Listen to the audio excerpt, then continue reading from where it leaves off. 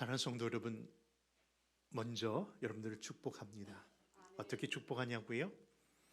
하나님을 영업게 하는, 하나님의 영광을 돌리는 그런 복된 인생들 다 되시기를 주 예수의 이름으로 축원합니다.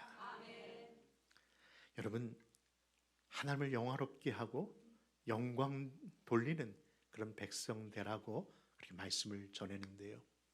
여러분, 어떻게 하면 하나님을 영화롭게 하는 것일까요? 누구 말대로 돈을 많이 벌어서 하나님의 존전에 바치고 또 그것을 통해서 교회 건물을 사고 교회를 하면은 하나님의 영광 받으시는 것일까요? 그것만일까요? 혹은 자녀를 잘 낳아서 공부 잘 시켜 명문 대학에 보내고 소위 말하는 대기업에 취직하여 그의 이름을 드러낸다면 그것이 정말 하나님께 영광 될까요? 그런데 오늘 본문은 우리에게 하나님이 영광 받으시는 또 다른 모습의 그 모습을 이렇게 말씀하십니다. 그것이 바로 오늘 본문 시편 50편 23절입니다. 같이 찾아 있습니다. 시작. 감사로 제사를 드리는 자가 나를 영화롭게 하나니 그의 행위를 옳게 하는 자에게 내가 하나님의 구원을 보이리라. 아멘. 하나님 무엇으로 영광 삼으신다고요? 감사로 제사하는 자, 감사로 예배하는 자. 여러분, 구약 성경에 보니까요, 엄밀히면 두 가지 제사가 있다는 것을 깨달았습니다. 첫째는요, 속죄의 제사입니다. 이 속죄의 제사는 범죄한 자가 그 죄를 속함받기 위해서 짐승의 제물을 삼아 그에게 피를 담아 그것을 대신하여 하나님께 올려드릴 때에 그 죄가 사해졌다고 여겨주시는 그 은혜를 생각하며 드리는 제사를 속죄의 제사라고 이야기합니다. 근데 또 하나의 제사가 있나요? 그것은 다른 것이 아니라 바로 감사로 드리는 제사입니다.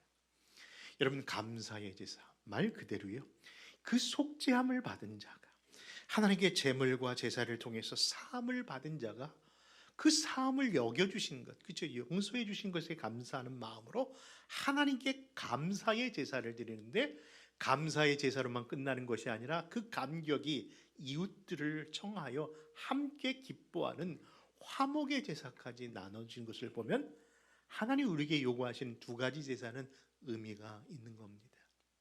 여러분, 속죄의 제사와 감사의 제사, 그로 인해서 서로가 화목되고 평안함을 누리는 놀라운 약속들.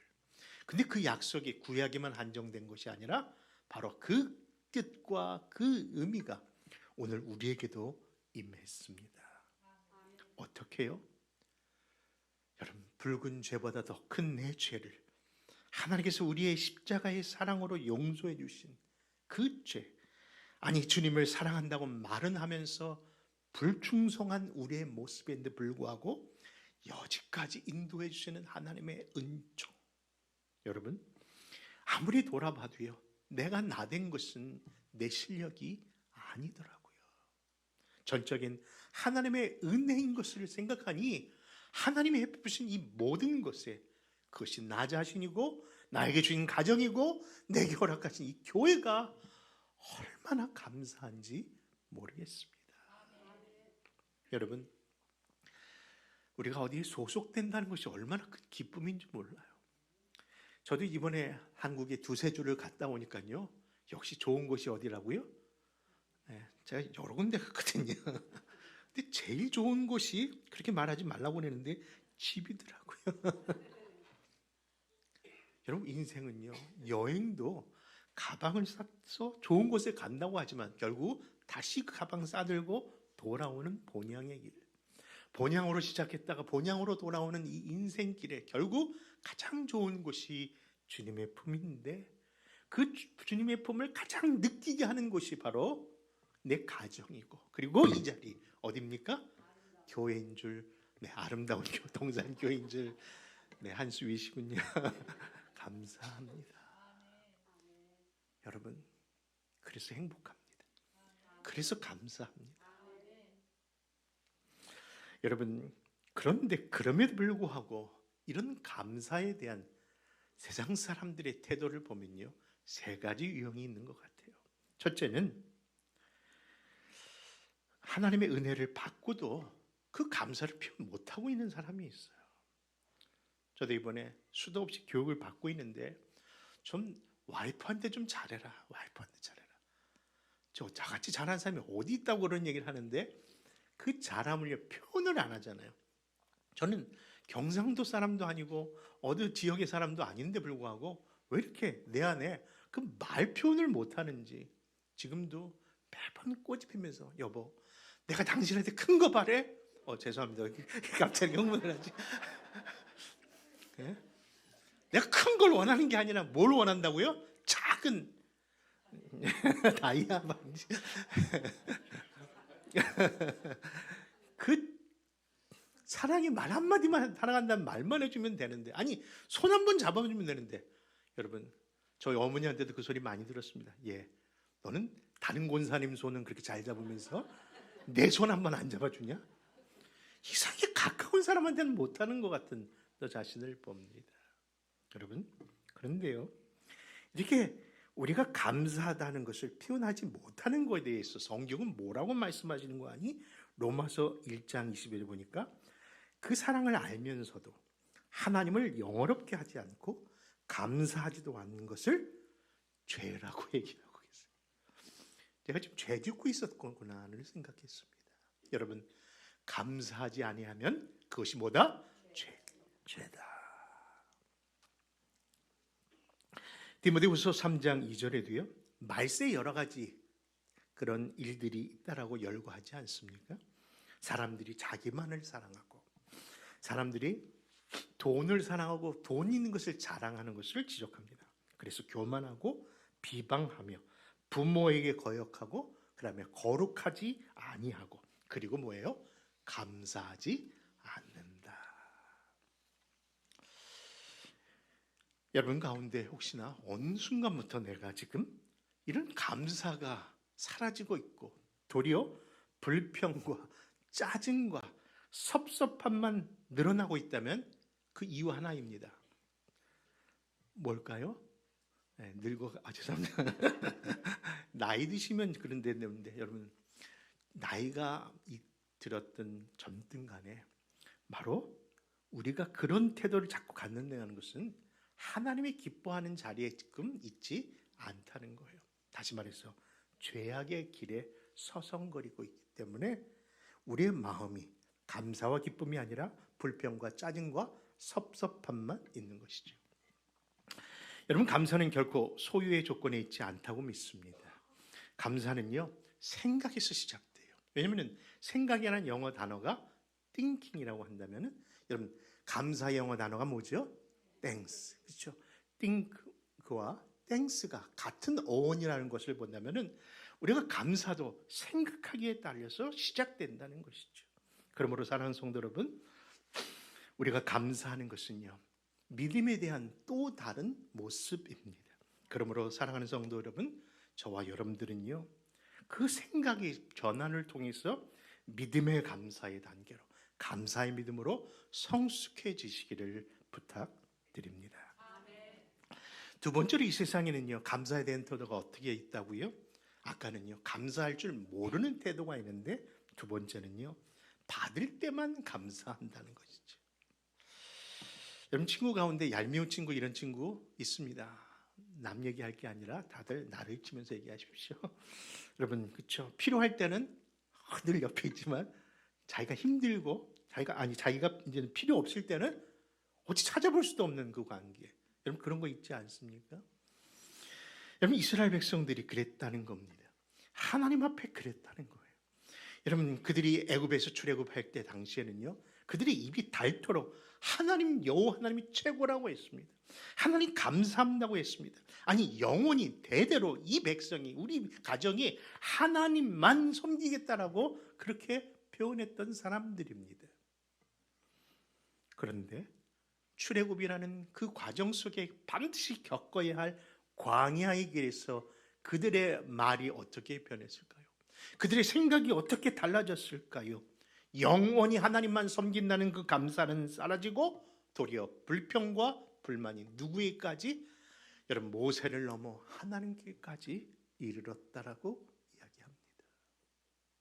근데 그 모습이 어떤지를 민수기 14장 2절 3절은 이렇게 증거합니다. 같이 읽습니다.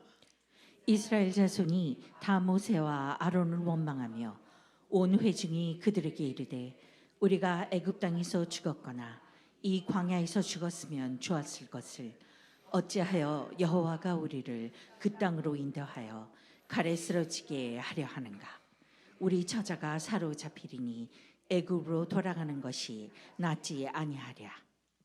여러분 분명히 어제는 감사였는데 왜 오늘은 불평으로 변한 것일까요? 분명히 어제는 그 일 때문에 하나님께 감사헌금도 올리면서 이 자식 주신 것 감사합니다라고 했는데 지금 그 아들이 왼수가 되었어. 이걸 못 보겠다고 하나님 원망하는 거예요. 왜 그 아들 주셨냐고 하는 것은 도대체 뭐가 잘못된 겁니까?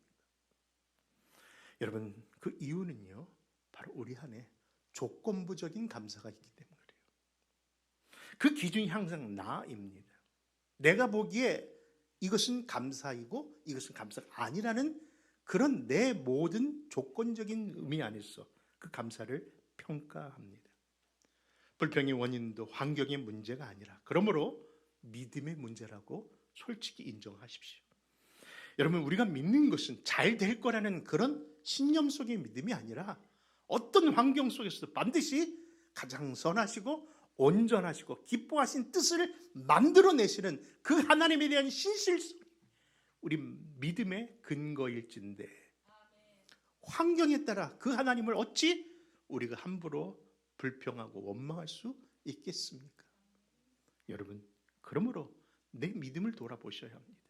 지금 환경 속에 조건 속의 하나님이 아니라 신실하신 하나님, 참으로 좋으신 하나님이 가장 좋은 때에 좋은 것으로 주실 줄 오늘도 믿고 함께 나아갑시다. 세 번째 유형은요, 그래서 범사에 감사하는 사람입니다. 여러분 감사일이 생겨서 감사 누구나 할 수 있죠. 그러나 어떤 조건과 상관없이 어떤 환경과 여건과 상관없이 항상 감사하는 자. 심지어는요 병이 들었는데 심지어는 교통사고가 나는데 감사헌금을 올리면서 하나님 그래도 이 사고로 인해서 생명 건강은 지켜주신 것 감사, 몸은 지켜주신 것 감사. 차는 이미 토탈 로스 돼서 다른 곳으로 가버렸는데 그래도 감사하는 사람들이 있는 거 보면은 감사의 조건은 결코 조건과 환경이 아니라는 것이죠. 그는 정말 항상 기쁠 때나 좋을 때나 감사합니다. 왜 그렇게 감사하냐고 물었더니 그 이유를 로마서를 통해서 이야기하더라고요.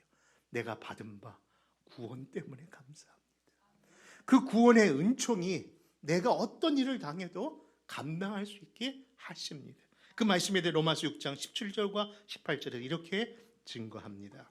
같이 읽습니다. 시작. 하나님께 감사리로다. 너희가 본래 제 종이더니 너희에게 전하여 준 바 교훈의 본을 마음으로 순종하여 죄로부터 해방되어 의에게 종이 되었느니라. 여러분 말로만 하나님 뜻대로 살지 마시고요. 진짜 하나님의 뜻대로 사십시다. 그래야만 감사가 삶 속에 항상 드러납니다.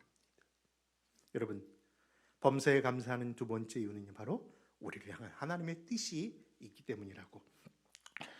데살로니가전서 5장 18절 보니까 범사에 감사라 이것은 그리스도 예수 안에서 너희를 향하신 하나님의 뭐라? 뜻이니라.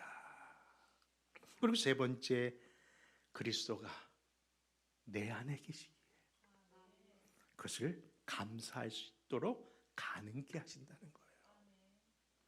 그 말씀이 고린도전서 15장 57절과 58절인데 한번 같이 읽어볼까요? 같이 읽습니다. 시작. 우리 주 예수 그리스도로 말미암아 우리에게 승리를 주시는 하나님께 감사하노니 그러므로 내 사랑하는 형제들아 견실하며 흔들리지 말고 항상 주의 일에 더욱 힘쓰는 자들이 되라. 이는 너희 수고가 주 안에서 헛되지 않은 줄 알미라. 여러분 기독교를 종교라고 표현하지는 않습니다. 그러나 굳이 표현해 본다면요, 기독교는 뭐라고 할 때 기독교는 감사의 종교다. 왜냐하면 그 안에 우리를 대속하신 십자가의 은혜와 사랑이 그 안에 풍성이 있기에 어찌 감사하지 않을 수 있겠냐로 시작하기 때문인 것이죠. 그러므로 사랑하는 성도 여러분, 하나님의 백성은 반드시 감사함으로 그 백성임을 드러내야 될 줄 믿습니다. 그러므로 우리 안에 감사보다는 도리어 불평과 불만이 내 삶 가운데 더 많다고 생각한다면요, 의식적으로라도 더 감사하려고 노력하셔야 돼요. 왜냐고요? 그래야만 우리 안에 은혜와 평강이 주장되거든요. 이에 대하여 골로새서 3장 15절에서 이렇게 증거합니다. 같이 또 있습니다. 그리스도의 또의 평강이 너의 마음을 주장하게 하라. 너희는 평강을 위하여 한 몸으로 부르심을 받았나니 너희는 또 한 감사하는 자가 되라. 그리스도의 말씀이 너희 속에 풍성히 거하여 모든 지혜로 피차 가르치며 권면하고 시와 찬송과 신령한 노래를 부르며 감사하는 마음으로 하나님을 찬양하고 또 무엇을 하든지 말에나 이래나 다 주 예수 그리스도의 이름으로 하고 그를 힘입어 하나님 아버지께 감사하라. 여러분, 성부 하나님께서, 성자 예수님께서, 성령 하나님께서 우리에게 간절히 바라는 것은요, 우리의 삶의 은혜와 평강을 정말 원하신다면 여러분, 스스로의 마음속에 감사함이 주장되도록 우리가 스스로 일부러라도 감사하라고 말씀하고 있는 겁니다. 여러분, 우리가 감사하지 않을 때 그냥 감사함이 없구나가 아니라 꼭 그 자리에는 뭐가 싹틀까요? 불평과 불만과 우리가 있어서는 안 될 악한 습성들이 우리 안에 자연스럽게 스며들기 때문에 우리가 주장되어야 될 만큼 감사하는 마음을 입으로라도 표현하며 살아야 합니다. 여러분, 치킨숲이라고 하는 이야기 가운데 이런 글이 있는데요, 시한부 인생을 사는 두 명의 암 환자가 거동도 하지 못한 채 한 병실에 두 분이 누워 계십니다. 근데 한 사람은 창가에 누워 있고요, 또 한 사람은 문가 옆에 이렇게 나누어져 있는 겁니다. 근데 늘 창가에 누워 있는 환자는요, 그 창가를 이렇게 바라보면서 와, 바깥 세상을 즐깁니다. 그러면서 하는 얘기가, 오늘은 꽃이 만발입니다. 너무 아름답습니다. 또 언젠가는 호숫가에는 새들이 오늘 이렇게 많이 날아왔는지 물을 먹고 있네요. 아이들이 공원에서 뛰노는 모습을 보니 손주 손녀들이 보고 싶습니다. 그런데 그런 이야기를 듣던 문 쪽에 있는 또 한 사람의 환자는요, 언제부턴가 그 이야기가 자기도 그런 상상의 글을 보다가 언젠가부터는 뭐예요? 불만이 생기기 시작합니다. 아니, 저 사람은 좋은 자리에 누워서 아름다움을 혼자만 보고 있네. 그런 마음이 들면서 갑자기 그 사람 자체가 싫어지는 거예요. 그 순간 이런 생각도 들었다고 합니다.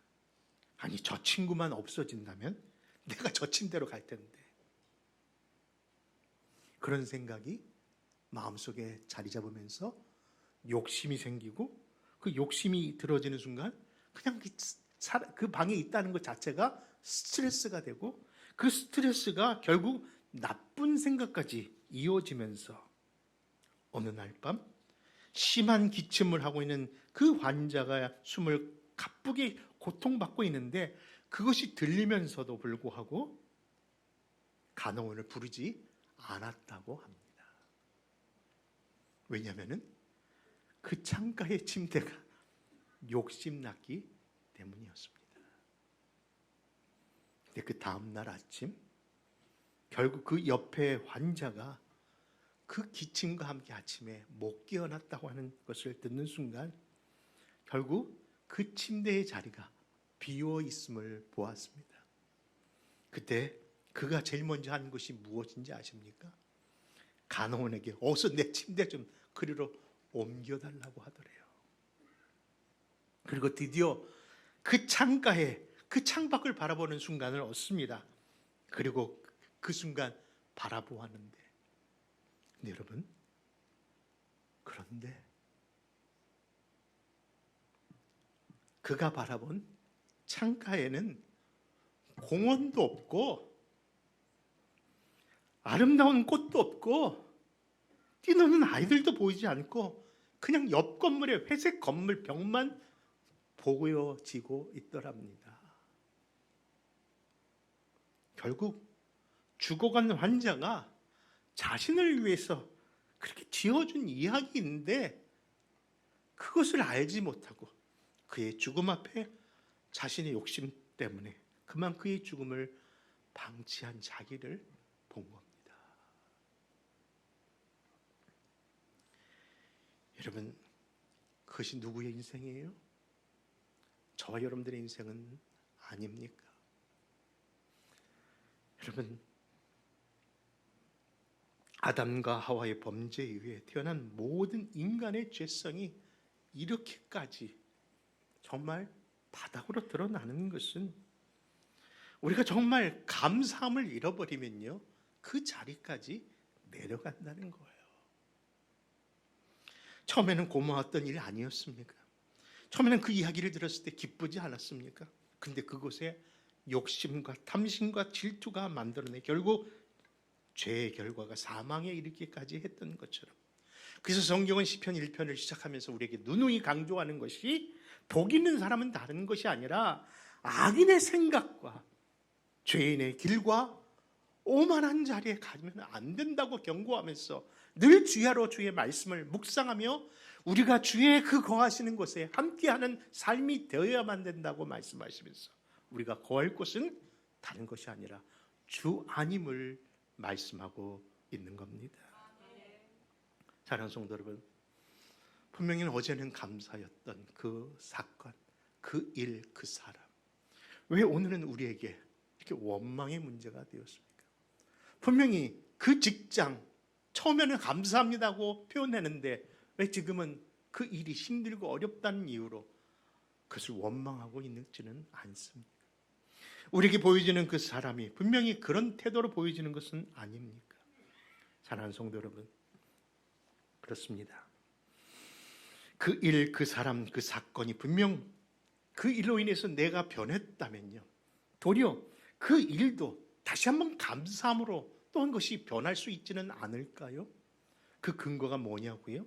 그것은 바로 다른 이유가 아니라 얼마든지 바꿀 수 있는 그분이 우리 안에 계시기 때문입니다. 왜냐하면 죄의 길에서 의의 길로, 죄인의 자리에서 의인의 자리로 인도하신 그 거룩하신 하나님의 아들 예수 그리스도가 바로 우리 안에 주님으로 모시는 삶이라면 분명히 주님께서 우리의 삶의 태도도 바꿔주실 줄 믿기 때문입니다. 여러분, 마지막으로 이야기 하나 더 드리고 말씀을 정리합니다. 언더우드 선교사가 그 기도 메모장에 이런 제목의 글을 써놨어. 그것을 한번 적어보았습니다. 그 제목의 타이틀은 무엇할 수만 있다면입니다. 무엇할 수만 있다면, 무엇할 수만 있다면, 한번 같이 우리 눈으로 한번 읽어주시기를 바랍니다. 시작. 걸을 수만 있다면 더 큰 복은 바라지 않겠습니다. 지금 누군가는 그렇게 기도를 합니다. 설 수만 있다면 더 큰 복은 바라지 않겠습니다. 지금 누군가는 그렇게 기도를 합니다. 들을 수만 있다면 더 큰 복은 바라지 않겠습니다. 지금 누군가는 그렇게 기도를 합니다. 말할 수만 있다면 더 큰 복은 바라지 않겠습니다. 지금 누군가는 그렇게 기도를 합니다. 볼 수만 있다면 더 큰 복을 바라지 않겠습니다. 지금 누군가는 그렇게 기도를 합니다. 침을 삼키면서 그래도 살 수만 있다면 더 큰 복은 바라지 않겠습니다. 누군가는 지금 그렇게 기도를 합니다. 사랑하는 성도 여러분, 이렇듯 누군가의 그 간절한 소원은 기적과 같은 일로만 이루어질 거라고 생각하는데 지금 우리는 그들이 바라는 것을 다 갖고 있습니다. 다 누리고 있습니다. 그러므로 사랑하는 성도 여러분, 비록 삶의 여유가 있지 못한다 할지라도, 예전과 같은 그런 건강한 몸은 갖지 못한다 할지라도, 지금 주어진 삶에 하나님 주신 것에 감사하며 사랑하십시다. 이 감사의 계절에 하나님이 우리에게 요구하시는 것은 다른 것이 아니라 하나님을 영화롭게 하는 것이 이런 진정한 감사임을 알았다면 이 강단에서의 말씀이 우리의 삶의 현장 속에서 감사로 드러나야 될 줄 믿습니다. 그 일, 그 사람, 그 사건, 여러분 감사하십시다. 그러므로 하나님을 영화롭게 해드리는 그런 교회와 가정과 성도들이 되시기를 주 예수의 이름으로 축원합니다.